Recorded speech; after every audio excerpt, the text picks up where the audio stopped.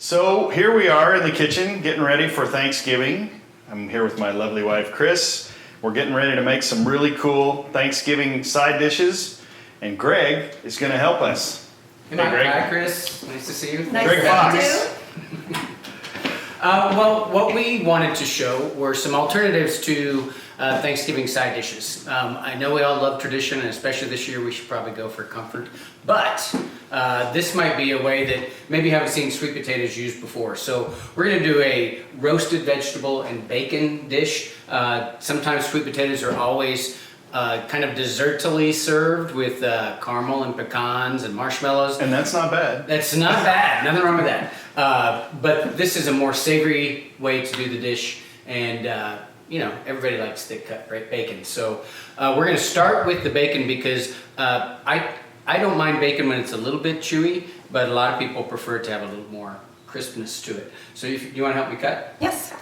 So we're just gonna do nice big pieces, and we're gonna cut through, we're gonna use 6 pieces of this thick cut bacon. So we want all of that, and then once you set them aside, Mike's gonna line them up on that pan over there.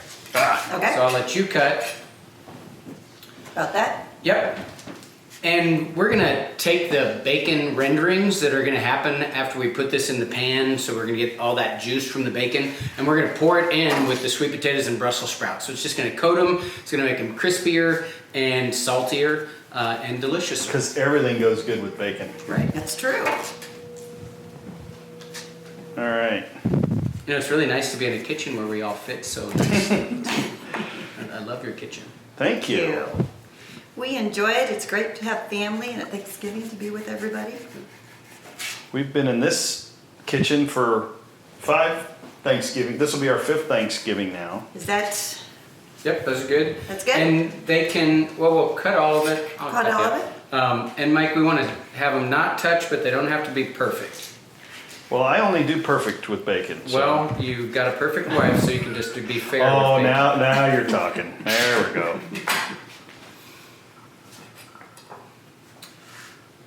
All right, well, we're gonna get that cut. We have the oven set at 375, so we'll put those in for 15 minutes. And in the meantime, you could be cutting your vegetables. So we're gonna make enough for about 6 to 8 people. We're using 2 large sweet potatoes that I peeled and chopped, and then I think we got 6 to 8 Brussels sprouts in there. So we're just making one about casserole size pan. okay? Okay. It sounds great.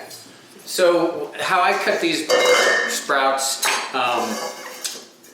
you know, Brussels sprouts are an easy one to get injured on, believe it or not. Really? So you just want to take off the end, generally, and then I like to peel the outer leaves to start, because the outer leaves, they're going to really crisp up nicely. And if you're not someone who typically likes Brussels sprouts, the char really brings out the best flavors in it. Okay. So I'm throwing the extra leaves in there, cut them in half once, and then just slice down, not too thin. If you're cooking them with another ingredient, since we're using potatoes take more time because they're denser. If you were to shred the Brussels sprouts, they'd probably crisp up way too quick. Cook too fast. And if you were doing Brussels sprouts all by themselves, you could either leave them big and then you'd cook them a little bit longer, or you could shred them like on your cheese grater. Okay. Or a mandolin, so that they're super thin, and then and if you're just doing Brussels sprouts, you can cook them a lot quicker that way. Okay. So But we're cooking 2 things together, so we're cooking 3 things, well, 4 things when we're done, 5. We're gonna put in the sweet potatoes, 2 whole sweet potatoes, the 7 to 8 Brussels sprouts. We're gonna put in a couple tablespoons of garlic, or a couple of cloves, and then a half a white onion. So we can mix those in there. I'll just let you guys dump. Okay. The whole thing's going in. We're going to use about half of that, Chris, and about half of that, half of this. Mike. Woo, there's some garlic. Ooh, Oh, baby. good stuff. All right.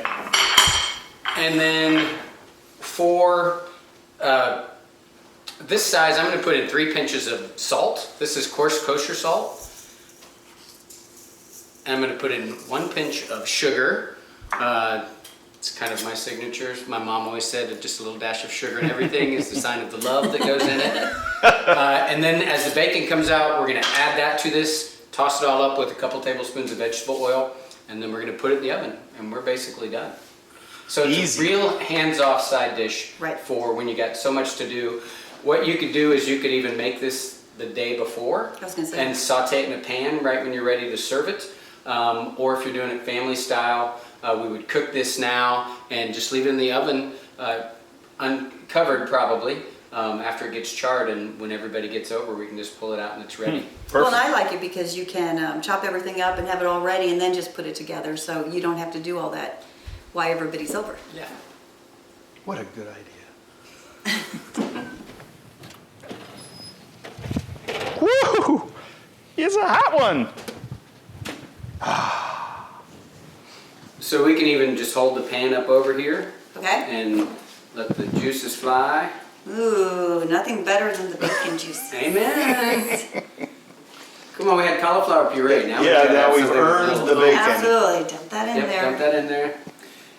And great, Oh, we're done God. with that pan. So to this, we're gonna add a couple tablespoons of vegetable oil. You could use olive oil if you wanted to. We've already salted it, and just want to stir that together real well. Okay. Oh, it smells so good.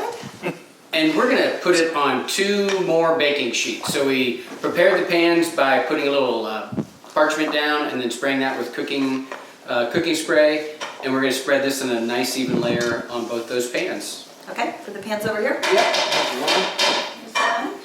I think we'll need 2, I thought. Yeah. Oh, So like just one layer thick on Yeah, everything just pretty take much? half on one and half on the other. got it. See how close I am here. A little more on that one. And then we just spread this around with the spatula and pop this all back in the oven. And this will take 30 minutes. The potatoes will start to soften, or they will soften. The Brussels sprouts will get a little bit of char on the edges. The bacon's gonna crisp up. Halfway through, we'll check on it and maybe we'll give it a little stir if we think it needs to, but otherwise, we don't really need to mess with this anymore. Okay. Just back there in the oven, Mike. All right, here we go. All right, so the bake of sweet potatoes, Brussels sprouts, and bacon is done. If you hold that up, Mike, I'll just move this all in there. And it's ready to go. Now you could have left it in the oven a little bit longer if you like the bacon a little bit more done, but I think this is just perfect. And we also want to, of course, taste it at this point, see if we want to add any salt Of course. or anything like that, but we are ready to go on the table. If you were going to make this earlier and say you wanted to flash it in a pan, you'd do the same thing, but you just saute a skillet, put a little bit of oil in it, flash Heat it it all for back just, up. Okay. yep. If say you only used half of that, that would be another good way to go as well. No, yes. Ooh, Not your same old sweet where's the potatoes. fork? So now I get to taste it. Well, you can taste it too. If there's that, gee, there's enough, Mike. Well, I don't know, I'm hungry. Get some bacon in there. Ooh, have to get some bacon. Oh yeah. Nothing needed. Excellent. No, it's excellent. We'll send you this recipe and it'll also be on our website, McGrew22.com. Greg, thank you You're very welcome. much. That's excellent. All right, love it.